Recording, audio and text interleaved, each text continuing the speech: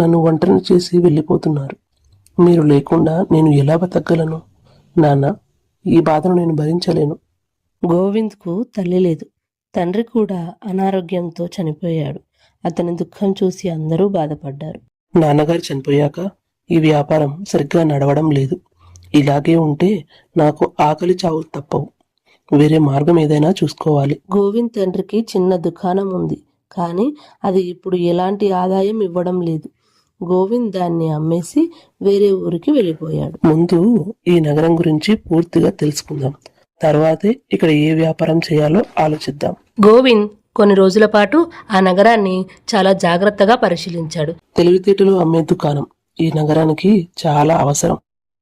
గోవింద్ ఆ నగరంలో ఓ దుకాణం అద్దెకు తీసుకుని తెలివితేటలు అమ్మే దుకాణం అని బోర్డు పెట్టాడు. ఏ వ్యాపారానికైనా ముఖ్యంగా ఉండాల్సింది సహనం. చూద్దాం ఎన్ని రోజులకు ఆ లక్ష్మీదేవి అనుగ్రహిస్తుందో. గోవింద్ దుకాణం చూసి జనాలు అందరూ నవ్వడం ప్రారంభించారు.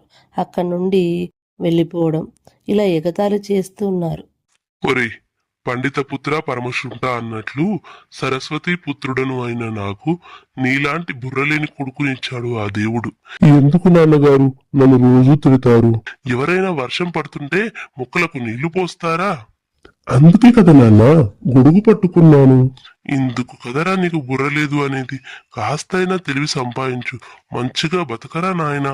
మందబుద్ధి గల రామశాస్త్రి గురించి విష్ణుశాస్త్రి బాధ. రామశాస్త్రి అలా నడుచుకుంటూ వెళ్తున్నాడు. అరే, తెలివితేటలు అమ్మే దుకాణం. మా నాన్న నన్ను ఎప్పుడూ తిడుతూ ఉంటారు. కొంచెం కొనుక్కుంటాను, ఆయన చాలా సంతోషిస్తారు. రామశాస్త్రి గోవింద్ దుకాణంలో తెలివితేటలు కొనుక్కున్నాడు. గోవింద్ ఒక కాగితాన్ని రామశాస్త్రికి ఇచ్చాడు. ఏ ఇద్దరు గొడవ పడుతున్నా తల దూర్చరాదు, ఎవరికీ సాక్ష్యంగా ఉండరాదు అని రాసి ఉంది. దాన్ని తీసుకొని రామశాస్త్రి ఇంటికి వెళ్ళాడు. నాన్న చూడు, నేను తెలివితేటలు కొనుక్కున్నాను. నీ ముఖం అవేమన్నా చెకోడీలు అనుకున్నావా దుకాణంలో అమ్మడానికి? జరిగింది మొత్తం తెలుసుకున్న విష్ణుశాస్త్రి కోపంతో గోవింద్ దగ్గరికి వచ్చాడు.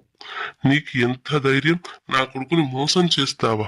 మర్యాదగా నా డబ్బు తిరిగిచ్చే. అలాగే తిరిగి ఇస్తాను. కానీ నేను ఇచ్చిన సూచనలు నిజమైతే మీరు మళ్ళీ వస్తే నాకు ఇంకా ఎక్కువ డబ్బు ఇవ్వాలి. నా కొడుకు ఏ గొడవకు వెళ్ళడు, ఎవ్వరికి సాక్ష్యంగా ఉండడు. డబ్బు తీసుకుని విష్ణుశాస్త్రి ఇంటికి వెళ్ళిపోయాడు. కొన్ని రోజుల తర్వాత రామశాస్త్రికి బజార్లో ఒక వింత అనుభవం ఎదురైంది.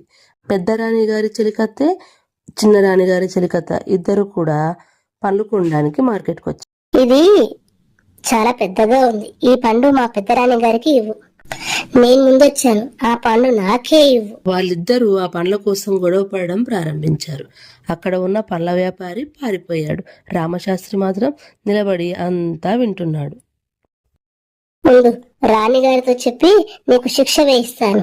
ఇదిగో పూజారి, మీరే ఎందుకు సాక్షి? ఇద్దరు చెలికత్తెలు కూడా వాళ్ళ గొడవకి పూజారి గారిని సాక్ష్యం చెప్పమని అడిగారు. ఆ రోజు సాయంత్రం భటులు ఇంటికి వచ్చి విష్ణుశాస్త్రికి ఒక లేఖ ఇచ్చారు. ఈ రోజు జరిగిన గొడవలో నాకు అనుకూలంగా సాక్ష్యం చెప్పాలి, లేకపోతే మీ తల నరికేస్తాను. పెద్దరాణి: ఈ రోజు జరిగిన గొడవలో నాకు అనుకూలంగా సాక్ష్యం చెప్పాలి, లేకపోతే మీ కాళ్ళు చేతులు విరిచేస్తాను. చిన్నరాణి: విష్ణుశాస్త్రి చాలా భయపడ్డాడు. వెంటనే గోవింద్ దగ్గరకు వెళ్ళి జరిగింది మొత్తం చెప్పాడు. మహారాజు గారు మిమ్మల్ని సాక్ష్యం చెప్పమని అడిగినప్పుడు మీరు పిచ్చివాడిలా నటించండి. నా సలహాకు 100 నాణాలు ఇవ్వండి. విష్ణుశాస్త్రి 100 నాణాలు ఇచ్చాడు. అదే రోజు సాయంత్రం రామశాస్త్రిని మహారాజు పిలిచాడు. మహారాజు అడిగిన దానికి రామశాస్త్రి పిచ్చివాడిలా నటించాడు. వీడెవడో పిచ్చివాడిలాగా ఉన్నాడు, పంపించండి ఇక్కడ నుండి. కానీ విష్ణుశాస్త్రికి ఒక అనుమానం వచ్చింది. పొరపాటున నిజం రాజుగారికి తెలిస్తే అప్పుడైనా శిక్ష పడుతుంది అని భయపడి గోవింద్ దగ్గరికి వెళ్ళి అతని అనుమానం చెప్పాడు. మీరు ఒక వారం రోజుల తర్వాత మళ్ళీ రాజుగారి దగ్గరికి వెళ్ళి క్షమాపణ అడిగి జరిగింది చెప్పండి, ఆయన అర్థం చేసుకుంటారు. విష్ణుశాస్త్రి రాజుగారికి జరిగిందంతా చెప్పాడు. మీ సమయస్ఫూర్తి అమోఘం. లేదంటే ఈ విషయం గురించి ఇద్దరు రాణుల మధ్య పెద్ద యుద్ధమే జరిగేది. మీ వల్ల నాకు మంచే జరిగింది. మీ తెలివి అమోఘం. మన్నించాలి ప్రభు, ఆ గొప్పతనం నాది కాదు, గోవింద్ అనే వ్యాపారిది. శాస్త్రి జరిగిన విషయం మొత్తం మహారాజుకు చెప్పాడు.